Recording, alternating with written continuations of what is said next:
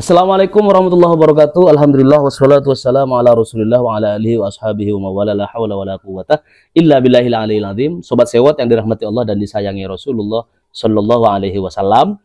Banyak sekali permintaan kepada Presiden Prabowo Subianto, tetapi saya ingin menyampaikan satu permintaan dari Dr. Tifa ya yang viral gara-gara hari ini berpaling dari awalnya menobrak-abrik Presiden Jokowi, sekarang sudah berada di posisi Presiden Prabowo Subianto, mendukung penuh. Nah, apa permintaan yang kata Dr. Tifa? Ya, ini datangnya dari rakyat katanya. Jadi rakyat pada minta Bapak cepat pulang Pak dari luar negeri.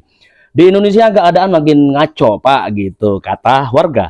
Nah, ada orang gila pakai baju putih, celana hitam, keluyuran kemana-mana, lempar-lempar kaos. Ini bikin rusuh Pak gitu.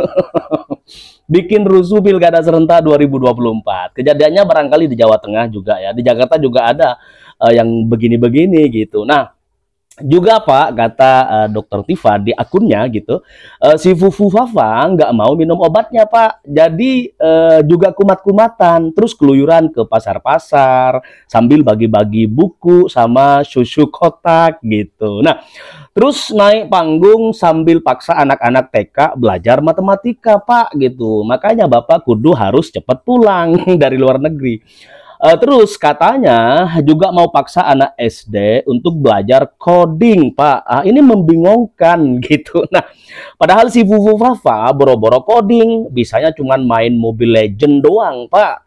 Ya, ayo Pak pulang, kata si Dokter Tifa. Nah, lalu sebagian warga negara ada juga yang bilang bahwa Pak Prabowo, bayangin Bapak hidup di negara yang suka naikin pajak, ngurangin subsidi, naikin tunjangan pejabat, motong gaji pekerja buat tapera atau BPJS, manipulasi data kemiskinan, ubah konstitusi sesuai kepentingan, banjir proyek buat oligarki, dan masih banyak yang lainnya Pak, cepet pulang gitu. Nah, dan ketika mengkritik pemerintah, buzzer-buzzer ya, lulu ditanya sama buzzer gitu, apa yang sudah kamu lakukan untuk negara ini? Emang cocok pejabatnya korup, buzzernya agak sedikit miring pemikirannya gitu. Lembaga instansinya suka manipulasi data biar cuannya terus mengalir ke rekening mereka dan saku-saku mereka gitu. Nah, yang terbaru Pak gitu, ini untuk Pak Prabowo gitu, ada Kodari yang bawa-bawa nama Bapak dan mantan Presiden Jokowi, lalu dibenturkan dengan sosok Anies Baswedan agar Anies nggak bisa dicalonin lagi sebagai capres di Pilpres 2029 katanya Pak gitu. Nah Pak, apa iya Bapak mau dikelabuhi narasi manis Kodari? Hemat saya Pak, begini Pak, Kodari ini kepanasan di zona nyaman, kemudian melihat keluar jendela, Ridwan Kamil elektabilitasnya kena hujan deras, kena badai hingga amburadul di Jakarta. Lalu si Kodari pasang badan buat Ridwan Kamil dengan narasi andalan dan murahannya. Mau andalin dirinya di tengah-tengah warga Jakarta mah, Kodari siapa Pak gitu. Nah, selain seorang pemanis buatan, beliau tak punya basis voters yang bisa dijual belikan dalam konteks pilkada. Lebih-lebih di Jakarta Pak, warganya cerdas-cerdas semua, warganya menggunakan rasionalitas dalam menentukan calon pelayan mereka di kursi gubernur DKI Jakarta. Baiklah Pak Prabowo gitu kan, kita cek dulu kebenaran apakah Jokowi nggak laku di pemilihan gubernur Jakarta, dan benarkah Kodari pasang badan buat Ridwan Kamil bawa-bawa nama Bapak, padahal ujungnya dia paling setia kepada wakil presiden Bapak gitu. Nah, dan Pak Prabowo harus hati-hati dengan Kodari. Ada agenda yang barangkali di balik layar dia gitu, bahwa Gibran Rakabuming Raka ini dari sekarang juga punya kekhawatiran besar, dikhawatirkan nanti 2029 justru akan beradu gagasan dengan calon presiden Anies Baswedan. Nah, Pak Prabowo yang terhormat, mari kita dan semua teman-teman semuanya, mari kita sedikit merenungkan apakah benar Kodari ngomong demikian. Oke, kita simak paparan dari Kodari berikut ini dan jangan kemana-mana, kita kasih reaksi paling pedas buat demi keutuhan demokrasi di Indonesia tercinta ini. Salam akal sehat teman-teman. Oke, ini dia buat kalian semuanya. Kalau Anda nggak mau Anies maju calon presiden, kalau Anda nggak mau ya Anies tampil lagi 2009, jangan pilih Pramono. Karena Pramono gantengnya dengan Anies gitu. Kalau Anda masih mau Prabowo calon presiden 2029, pilihlah Ridwan Kamil, jangan pilih Pramono dan Anies Baswedan. Konstelasi sederhananya seperti itu. Gitu. Anyway begini. Kalau menurut saya masuknya Anies itu justru bukan sesuatu yang kemudian memastikan kemenangan. Saya melihat bahwa timnya Pram dan Rano melihat bahwa tren kenaikan ini mau dikunci dengan memasukkan Anies gitu. Memasukkan Anies. Kalau saya melihat justru sebaliknya. Malah ini bisa jadi blunder. Pertama yang menjadi lawan-lawan Anies ya kayak misalnya Pak Prabowo, kemudian Jokowi, itu yang tadinya udah pulang ke Solo, gitu kan, balik lagi kan. Ada mantan presiden yang baru demisioner dari jabatannya, bukan dialog di kampus, berdebat dengan mahasiswa akademisi, malah buka justip pilkada, belum lagi jadi juru kampanye. Ini gimana sih konsepnya? Siapa lagi kalau bukan Joko Widodo dengan segala rasa culasnya. Terus lo nanya, bang emang mantan presiden gak boleh kampanye? Boleh-boleh aja, kan udah jadi warga sipil juga. Jangan kan saat jadi mantan presiden, lagi jadi presiden aja, buat Jokowi mas mau boleh dah, atur aja atur, ganti aturannya. Cara terbaik menghukum Jokowi dengan segala pelanggaran dan juga kecacatan demokrasi yang dia buat, ketamakan kekuasaan yang dia lakukan, cara terbaik menghukumnya adalah jangan pilih kepala daerah yang di-endorse oleh Joko Widodo. Sederhana, singkat, padat. Kita ambil dua contoh endorsement Jokowi kepada calon kepala daerah, yaitu Lutfi di Jateng dan juga Ridwan Kamil di Jakarta. Lo tau nggak? Dua dukungan Jokowi ini itu seperti memvalidasi kalau ternyata saat jadi presiden, ya memang Jokowi itu ikut cawe-cawe. Contohnya di Jawa Tengah. Jawa Tengah itu bahkan awalnya harusnya yang maju itu adalah Kaisang, tapi kan MK gagalkan skenario itu. Yang kedua, sebenarnya Gerindra pengennya ngusung Sudaryono, tapi Jokowi ini ngelobi-lobi. Akhirnya Sudaryononya dijadiin Wamentan dan Lutfinya dimajuin jadi Cagup Jateng. Kenapa Jokowi segitunya pengen menang di Jateng? Gak lain dari Jokowi ingin mempermalukan PDI Perjuangan di kandang sendiri, itu Jateng. Ya ini tuh udah bukan lagi ngomongin soal rakyat ataupun gagasan kesejahteraan. Ini memang konflik of interest saja, dendam pribadi aja. Begitupun di Jakarta yang Jokowi sama, awalnya pengen ngusung Kaisang tapi nggak bisa, MK gagalkan. Yang kedua, dia lakukan segala cara untuk menjegal Anies Baswedan. Dan terciptalah Ridwan Kamil yang jadi produk dari Kimples dari Joko Widodo. Jadi kalau sekarang dia mendukung RK dan Lutfi, ya gue bener-bener udah titik gak heran, gak kaget. Cuman nunggu waktunya aja, time will tell gitu. Apa tujuan Jokowi melakukan semua hal ini? Dua hal menurut gue. Yang pertama adalah jelas mempertahankan kekuasaan. Jangan lupa, anak dan juga menantunya masih di kekuasaan. Bobi lagi maju di Sumut, Gibran sebagai wapres, Kaisang sebagai ketum parpol. Tentu dia pengen di pemilu 5 tahun lagi, 5 tahun lagi, Jokowi tetap berkuasa, anak-anaknya bisa berkuasa. Yang kedua, jangan-jangan Jokowi punya banyak kasus dan dia nggak mau sampai jadi powerless, nggak punya kekuatan, sehingga dia perlu naruh banyak orang di daerah, di eksekutif, di kepresidenan, supaya dia nggak tersandra, supaya dia nggak bisa dipenjara. Gua pribadi selain nggak percaya namanya santet, yang kedua gua nggak percaya kalimat yang berbunyi ketika beres saya akan kembali ke Solo. Bohong. Mengatakan bahwa boleh saja Pak Prabowo itu memberikan dukungan dalam kapasitas sebagai ketua umum, bukan sebagai presiden. Nah, itu sudah keliru itu. Kapan pula presiden bisa dibelah jadi ketua umum ya? Kan tidak mungkin sesuatu yang melekat pada diri Pak Prabowo statusnya sebagai presiden ditanggalkan sementara. Oh, ini sebagai ketua umum partai politik saya, itu sesuatu yang tidak mungkin. Karena dalam ilmu pembelajaran kita di hukum tata negara kan presiden itu profesi 24 jam ya. 7/24. Ke toilet aja dijaga dia. Dijaga. Kemana-mana dijaga. Ini bisa membelah diri kapan dia jadi presiden, kapan jadi ketua partai.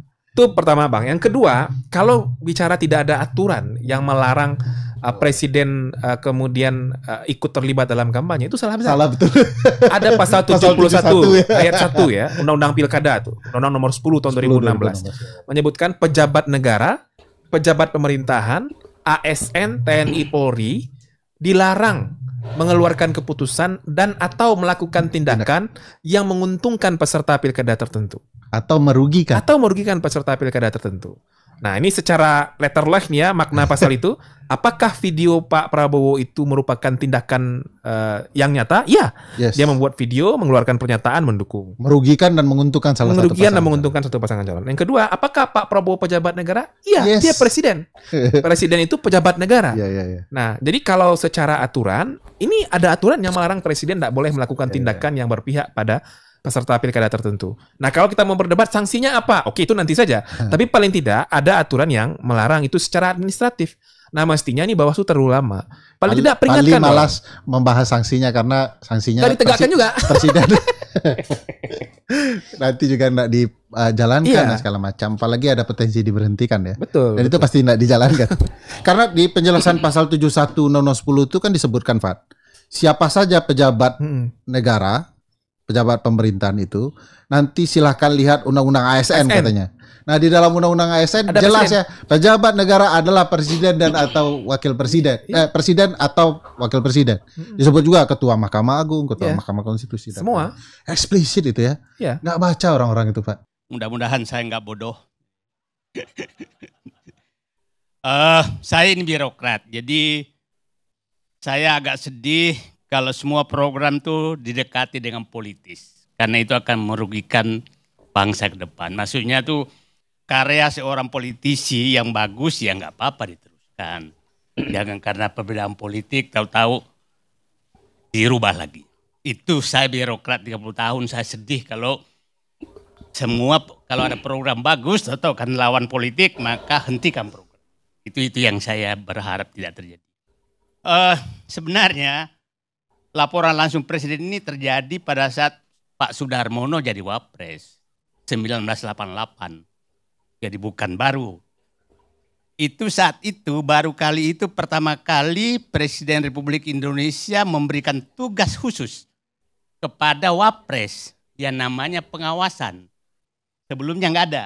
Maka dibentuklah kotak pos 5.000. Itu 88. Jadi bukan sesuatu yang jadi apa yang dilakukan Gibran sekarang ini mungkin sama dengan 88 karena datang juga. Gitu. Jadi maksud saya supaya publik paham. Nah, kalau ada yang berpendapat bahwa ini gimmick itu normal saja. Ada yang berpendapat bahwa ini akan bagus normal saja bagi saya. Jadi nggak usah juga membodoh-bodohin orang, Bu. Apalagi anak muda gitu loh, kasihan. Mohon maaf Pak, Ya. Bapak juga di setiap tempat, Bapak juga kadang-kadang juga bicara orang bodoh. Bukan. Saya nggak Teman pernah Bapak bodoh. apalagi yang namanya Rocky Gerung itu sudah dungu, Loh, tolol, bangsat, loh, tapi goblok, saya itu semua Bapak omongin, mereka omongin. Kan itu teman Bapak juga. Ya teman saya, jangan saya dong. Iya sama Ya, aja. apa hubungannya? Kalau saya bilang tadi, Anak Anda muda bodoh-bodohin, ya ampun. Lu nggak ada. Pingin nangis saya tadi melihat. kalau Bapak mau nangis silahkan nangis. Apa Bukan. urusannya Bapak Kan mau belum nangis? tentu ibu lebih pintar dari dia. Nangis Oke. saja Bapak. Oke, saya lanjut Kalau ya. mau Saya nangis, cukup nggak ada setuju. masalah. Saya lanjut. Kita jangan bertengkar. Ya. Iya, Berde- tapi nggak boleh juga Saya juga Bapak bilang berdebat. seperti itu. Bukan, makanya saya Ya bilang itu mudah- hak saya. mudah-mudahan saya nggak bodoh. Gitu ya. Iya, Oke. ya mudah-mudahan Saya Bapak lanjut. nggak bodoh. Saya lanjut ya. Saya menyatakan problem kita sekarang memang saya tidak menyalahkan kalau ada pejabat melakukan gimmick. Tapi saya juga menyatakan jangan sampai gimmick semua. Kan begini, kondisi masyarakat kita memang kelihatannya lebih menghargai gimmick daripada prestasi. Kondisi masyarakat kita. Ya, saya ingin katakan, IQ-nya masyarakat di Indonesia tuh di atas simpanse sedikit. 78, nomor 130 dari 126 dari 191. Ya, jadi maksud saya, bukan, maksud saya kita dengarkan dulu Bu ya, supaya kita pahami kondisi masyarakat kita sehingga yang laku sekarang bukan ILC. Karena ini tempat berpikir. karena butuh otak 120-an menangkap ILC. Nah, 78 itu sama dengan tim-tim terendah di ASEAN. Kita harus sadari itu yang pertama. Yang kedua, masyarakat kita ini sebenarnya mentalnya mental penunggu bansos. Yang dihitung tuh kapan bansos datang, Gitu. Nah, yang ketiga, Bang Karni, itu penunggu amplop. Kapan pilkada, kapan Bu Irma turun kampanye lagi, kita akui lah. Ya, nah maksud saya, ini kita harus koreksi semua. Yang ketiga, yang keempat, pencari pinjol. Yang kelima, pencari judi online. Nah, yang keenam itu adalah penikmat TikTok. Kalau ILC yang lebih dari 2 menit, mana mau nonton? TikTok yang dilihat yang nggak pakai otak ini. Nah, yang keenam, penikmat Instagram. Ya, itu yang masyarakat kita sekarang. Nah, keempat itu adalah penikmat belanja online walaupun nggak punya uang. Ya, yang 9 itu anti diskusi solusi. Ini yang paling bahaya. Karena kalau kita mau mencari solusi, maka berlatar belakang siapa dia? Apa taunya dia? Padahal kita harus belajar berdiskusi dengan pemikiran yang sangat jernih. Itulah Bu, kenapa saya nggak sanggup masuk partai politik. Nggak sanggup saya, betul-betul. Sanggup. Karena saya ingin berdiskusi dengan akal yang sangat sehat. Oke, sekarang pertanyaan saya, tadi saya ingin menggambarkan Bang Karni, berapa lembaga, berapa manusia yang sudah disiapkan negara untuk melaksanakan tugas pelaporan ini. Oke, saya menghitung tadi kira-kira sampai tingkat kecamatan, itu ada 10.000 kantor yang melaksanakan tugas pengawasan. 10.000-an. Ada sekitar 250.000 orang ditugaskan negara, digaji oleh negara untuk melakukan itu. 250.000 orang yang tugasnya hanya itu. Saya katakan di pusat itu eksekutif, semua eksekutif kementerian lembaga ada namanya Irjen.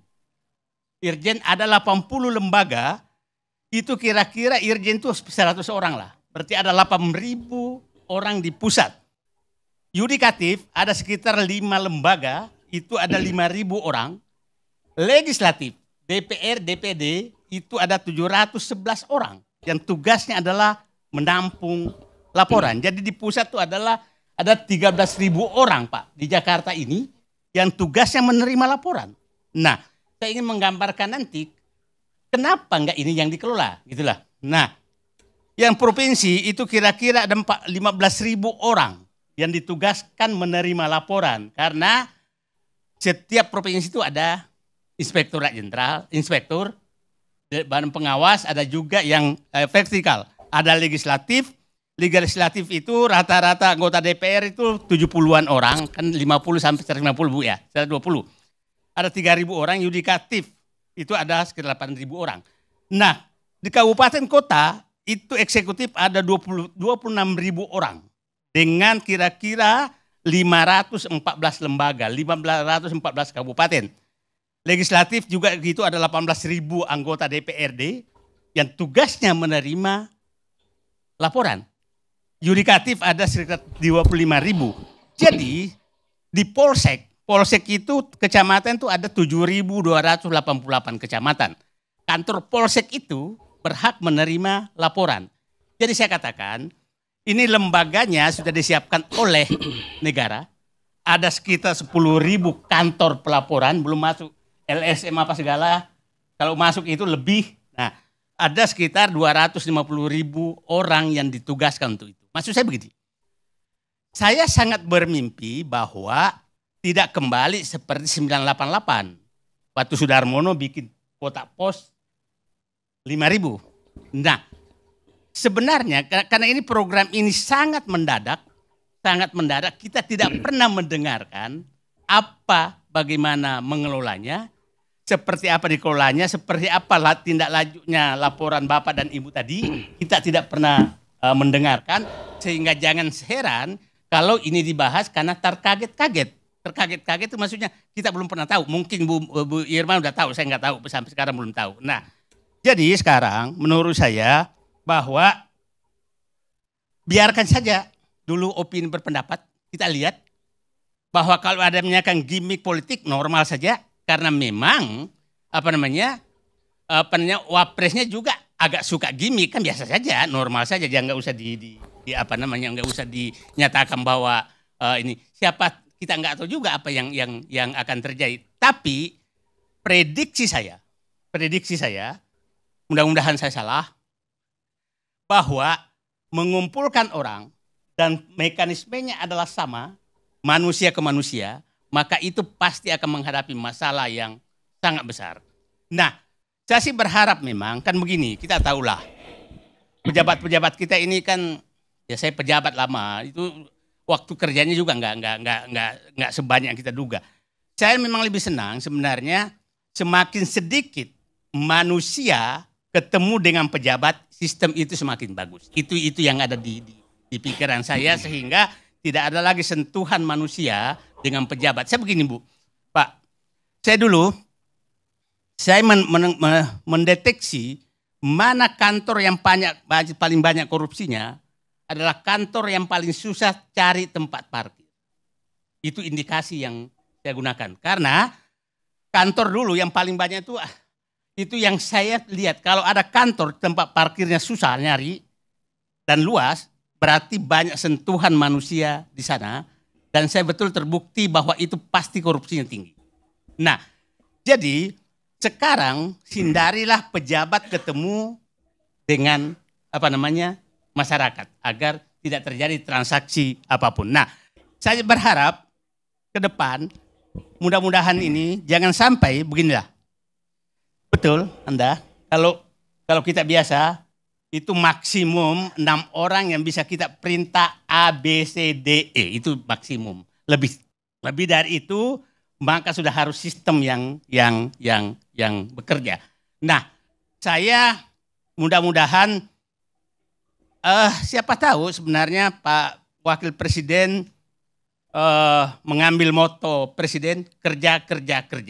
Itu yang siapa tahu itu motonya hari ini. Padahal mungkin saya sih berharap dengan gambaran saya tadi, berapa lembaga yang sudah disiapkan, berapa manusia yang sudah disiapkan oleh negara, itu didaya gunakan, dirancang sistemnya dengan baik, sehingga satu kali tombol, maka semua 250.000 orang, 10.000 kantor ini bergerak bersamaan, sehingga tidak perlu lagi datang ke kantor Wapres, tapi manajemennya diatur dari sana.